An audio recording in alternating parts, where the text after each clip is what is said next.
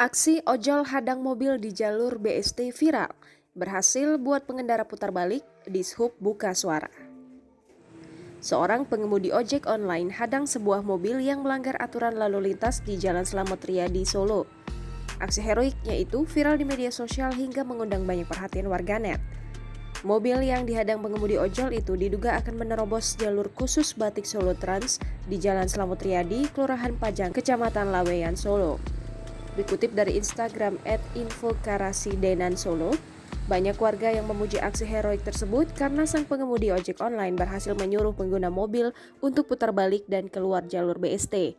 Dalam akun Instagram itu dijelaskan bahwa peristiwa memutarbalikan itu terjadi pada Jumat 25 Juni 2021 di malam hari. Menanggapi hal tersebut, Kepala Bidang Lalu Lintas Dinas Perhubungan Kota Solo, Ari Wibowo, memberikan apresiasi kepada sang pengemudi ojol. Dirinya juga mengimbau agar masyarakat taat dan patuh kepada aturan lalu lintas yang telah ditetapkan.